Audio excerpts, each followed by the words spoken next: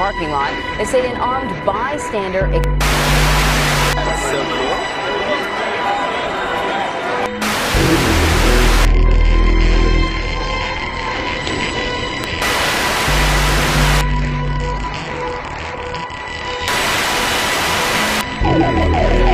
Sit down.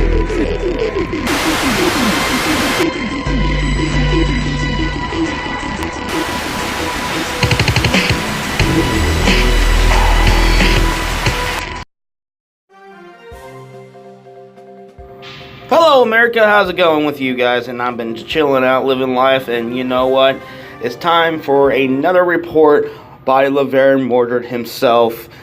Welcome to Infohell. I appreciate you guys for lending your ears and listening to my podcast. We got some info right now recently about Jim Acosta going back to the White House.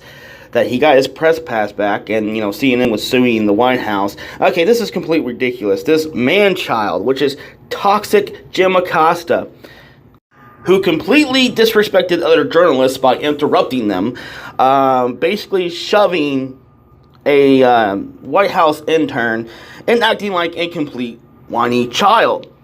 This toxic Jim Acosta has enough nerve to claim freedom of speech. You have the right for your freedom of speech outside the White House, Jim Acosta, but you got kicked. I mean, you have every right to say stuff about me and have your opinion about me, and I don't give a shit. But if you're not invited to my house, then get the hell out. And if I kick you out, well, that's my property. I own that property, or I pay rent or lease to that property. So I have a right to kick you out. That's the same situation here. I know he's a reporter, but you have other reporters for CNN. And I hate when the leftist the same news network who lobbied InfoWars offline to these major platforms, kick them offline, who lobby it, they're for freedom of speech now when it goes for their side. It's hypocrisy there. I mean, have your opinion about Trump all you have and all you can have. You have the right to question our leaders. That's the whole point of the First Amendment right. But you don't have the right to interrupt other journalists who are trying to ask the same kind of questions. And all networks had to defend CNN and Jim Acosta. Had to be Fox News. See, this is Infohell, okay? We're not Fox News, we're not CNN, we're not ABC Network, we're none of these networks. We are the revolution of news. Thank you very much. I know I'm sounding like Paul Heyman from EW, but we are the revolution in news. We got some more stories here as well. We have Michael Avenatti has been arrested and held in custody for assault and battery charge and domestic violence. Okay, these male feminists who are known for, saying and preaching about how, and talking down to other people about how much of a virtue singing that they are about feminism. The lawyer of Stormy Daniels, the creepy porn lawyer himself, has been arrested and claims he never hit somebody. My opinion, if he actually did it, I think he should be tied up upside down and then his balls fried up with a stun gun. To my opinion, but hey, you know what? I'm a bit cruel and dark like that. I mean, what do you expect out of me? But of course, Michael Avenatti is the creepy porn lawyer. Not only that, was trying to run for president of the United States for 2020. He was also, quote, saying, and the leftist media completely ignore this, but yet they call Donald Trump racist or Hitler constantly. Avenatti literally said that should be only a white man who should run for the office. He actually literally said that. But no, the leftist media is going to ignore that. The smug, ignorant arrogance of this man is unbelievably toxic. The report says about Avenatti, law enforcement reported that he walked down to the hotel lobby and he yelled, "She hit me first," and then go around and tells the media that I never hit somebody. And he tells the media that, I never lay a hand on a woman, but there's reports from law enforcement said that you kind of admitted that you did by saying, "Oh, she hit me first." What? But of course, we have lots to cover for today. I'm way behind on a lot of things, and we're gonna get to it. We're going on commercial break soon, and I hope you guys have a fantastic day. We are definitely back from commercial break. I thank you very much for listening to the podcast, and I really appreciate it. This is a subject that the mainstream media, elite, and major news organizations are not mentioning. Donald Trump went forward with an executive order, a bill to pass through Congress, and a majority of the Democrats went against it. It was prison reform of the Second Chance Act. The Prison Reform Act, which is the Second Chance Act, was supposed to give nonviolent offenders who has drug charges or different issues with their nonviolent crimes a second chance of when they get out of jail or prison, they can find themselves a better job and they won't able to discriminate against people who have past problems, which is actually implicated in different states also that actually worked out. And then slowly but surely the crime rate went extremely down because it was the people who have these charges against them, it's hard to find them to find jobs.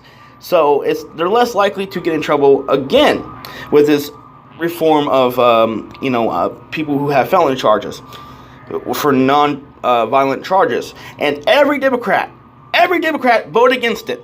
For all you SJW progressive assholes out there who want to shove your opinion down people's throats and basically say F Trump and all these just kind of protest against the guy, but yet you're not going to protest against this. You keep on voting for the same ignorant morons with the same ignorant policies that says one thing and does another, and you keep on voting for these Democrats in office who screw you over? Why? It's just completely ridiculous. Why we are so busy on the party lines instead of the party lines? I don't give a care who does prison reform or the Second Bill Act, regardless if they're Democrat, Republican. What's wrong with that? What's wrong?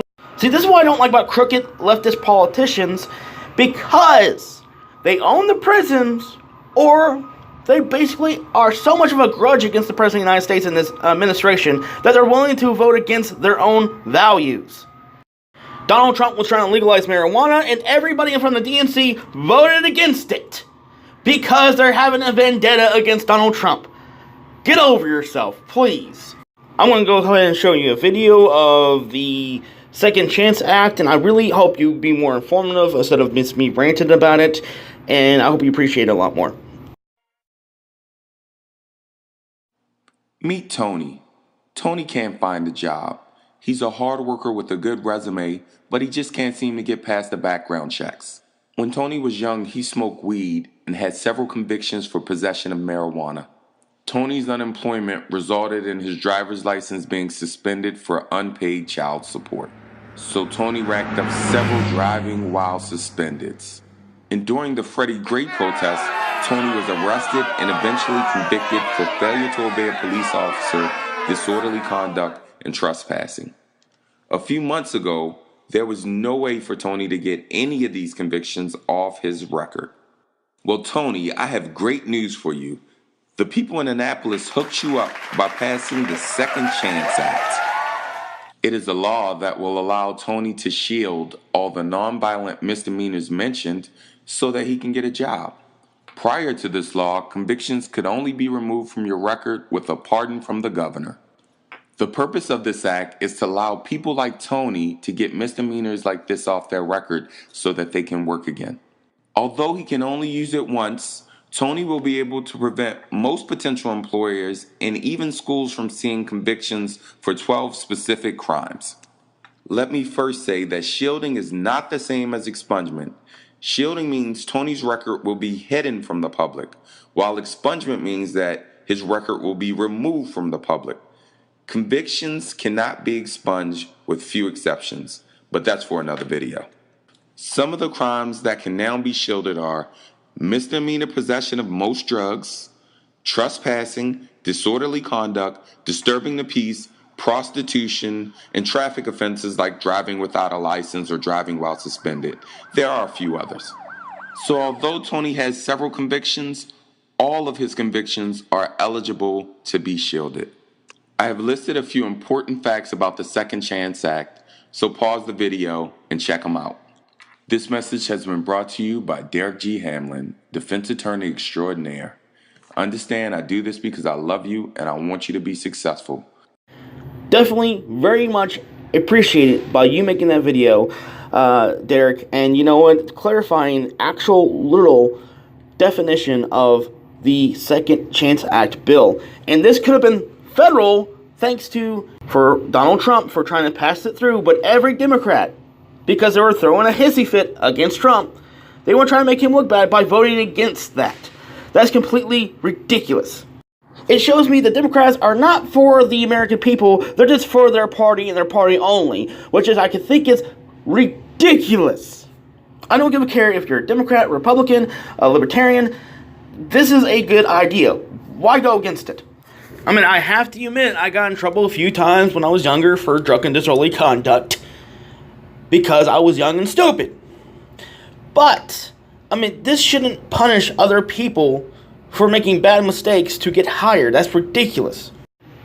Ben & Jerry's is coming out with a new flavor called Resist. It's a protest against Donald Trump. Ben & Jerry's, you're supposed to make ice cream, not political ignorant statements like that, and nobody's going to eat your disgusting ice cream now because you're pathetic. I mean, this is why I hate, companies like this, even Chick-fil-A, even Starbucks, even other companies that make political statements. I mean, regardless if it's right or left or your opinion is, it will ruin your business. That's the fucking truth. Later on down the road, you're dividing your fan base of your product. Not only that, I used to write for Darkest Goth magazine, but also I wrote for Microfilmmaker magazine as well. And, mixing business with politics is completely suicide and insanity. And that's the thing is, when people want to sit down and relax and eat ice cream, they don't want to hear about politics shoved down their throat. I started off my career interviewing and doing journalism for, musicians, rock bands, DJs, music. I wrote articles and did reviews on movies. I started off doing that with the owner of Microfilmmaker magazine, Jeremy Hanks. I avoided the topic of politics as much as I can, especially that he's very leftist and I'm very right-leaning. You get my point.